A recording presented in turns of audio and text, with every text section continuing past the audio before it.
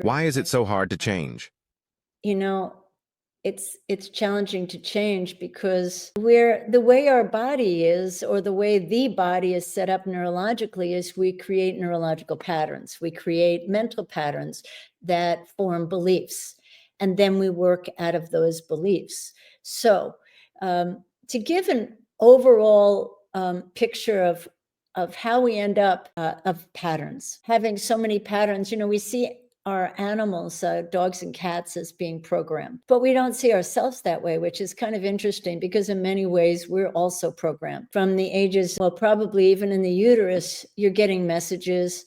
And when we're born until about the age of 7 to 12, we don't have critical thinking skills. So what does that mean? It means that we don't have a questioning mind yet, which means that everything we're witnessing and everything that we're observing, experiencing, hearing, that's all going straight in as truth because we haven't started to develop that questioning mind. And that gets hardwired because the way we perceive things as truth is based on everything around us, which is basically going to be our family, whatever friends are in our life during that time. It's going to be the educational institution. It's going to be most of the institutions you will have already been influenced by the time you're between 7 and 12. So then to make change, once you do have critical thinking skills and you're willing and able, and I do say willing and able, to actually go within and listen to what your inner standing is rather than your outer standing, the understanding from others versus the understanding from self. When you start to go in, you start to realize that a lot of the things that you thought were true might not work for you, or they may not be true for you. When you start to question, you'll see that if you want to make changes, how challenging it is because you're so hardwired in your neurological system, your thought system, your feeling systems that get hardwired in there as well, so that we get triggered. That's the emotional system getting triggered. So to undo all that takes tremendous amount of understanding from the inside, which I call the inner standing. It takes time to reestablish your beliefs, which means that you start to focus on what you want instead of what you don't. And we've been programmed to focus. It's not even a focus. We just automatically go into that loop. And in order to get out of that loop, you have to be more conscious. You'll need stillness, quiet. You have to pay attention to yourself. If you have distractions going on all day, it will make it extremely challenging, if not impossible. So change is something that it has to start with desire, and yet change actually often occurs with pain. It's called pain pushes until vision pulls. Can you explain? Yeah, sometimes we are so bottomed out.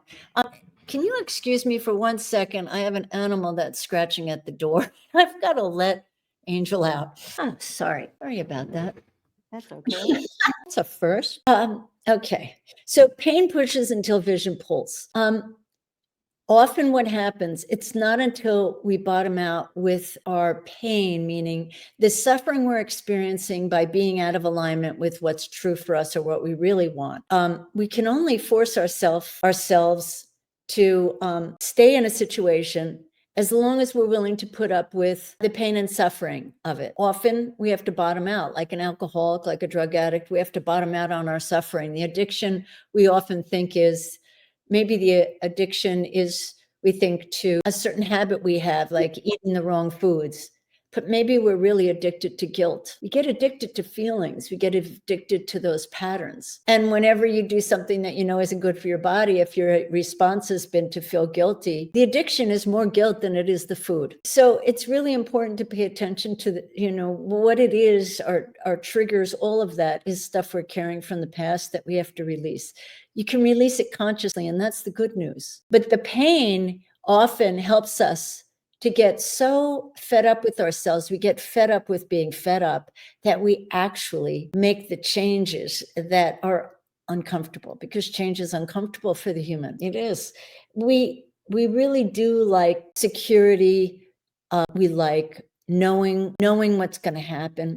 We like feeling that our life is in order and that we have control. As long as we get ourselves to believe that we're in control, we're fine. The minute we start to feel like things around us are out of our control and it's not the way we want it, and we start to go into resistance with life and resistance to what's around us, then we lose whatever peace and joy or contentment we had. But often, if we have a calling, if we need to make a change, which is for our highest and greatest good, often it comes with becoming discontent with something in one's life that they were content with before, because we're a constant evolving, curious being. On one hand, we do like stability, we do like knowing what's going to happen. We don't, on the other hand, we can get stuck and get bored. But as long as we feel like we're in control to change that, when we get bored or stuck, to change it, that we're in control, it's okay. But the moment we start to feel like we're not in control and we start to get uncomfortable, we start to backpedal. It's just the wiring. It's just part of being in this body and having this experience. And we're here to have all the experiences, including the discomfort. To me, discomfort means that I'm starting to change. I'm doing something different. And so it feels a little uncomfortable at first, like any new habit that you're creating. You may start a new routine where you wake up at 6 a.m. to do your meditation or whatever. As soon as, I'll tell you, when I first started setting the alarm to get up and do meditation, it was not fun. It didn't feel good. But I thought, if I keep doing it, and then at some point it just, I don't know, I became a morning person. It all changed all by itself and became effortless. But initially you have to be willing to sit with this discomfort, which is the most challenging part for me. Speaking for myself, it's okay, I'm not where I want to be, and I'm not in the comfort of what used to be, which really wasn't working for me anymore. You know, when things don't work for you anymore, it did at one point, but when something doesn't work for you anymore, that's a good thing. It's, for me, it means that my spirit, my soul, whatever, something is calling me for more expansion. And while, like everybody else, why I look for expansion and appreciate it, I'm not comfortable with uncomfortable until I realize it's just part of it and I need to embrace it.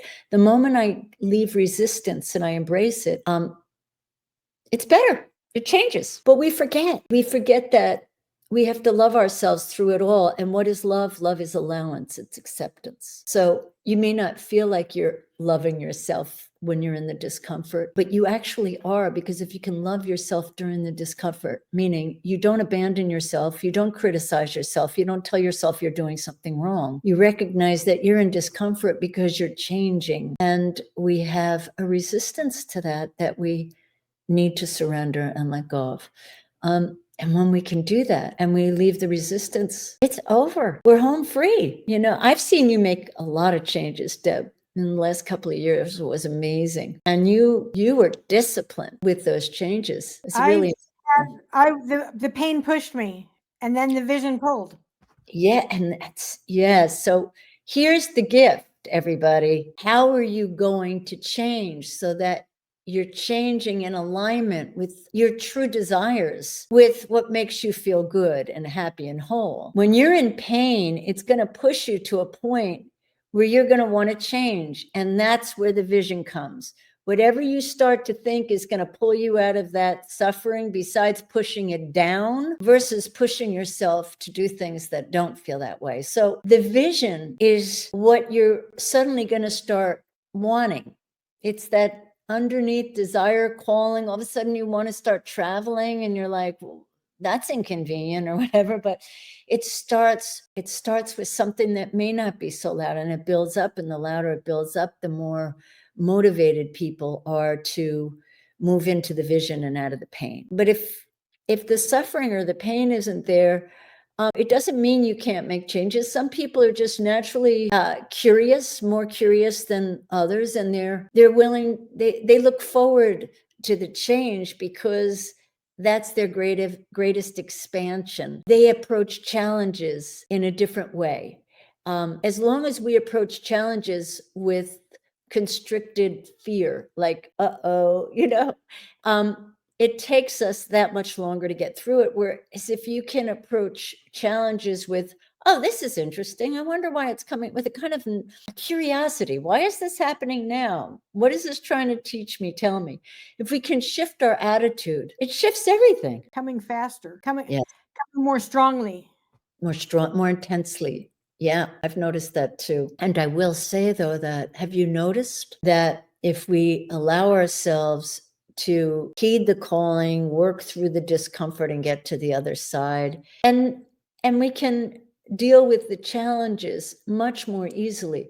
And those challenges, don't they seem to be happening more and more? Like they seem to be speeding up to me. They seem to be speeding up, and It just feels like magic. There's always a wonderful surprise. it's so freeing when the vision finally pulls. It's very empowering. Yeah. But to get to that point, I don't know how to explain it to people to help them get there.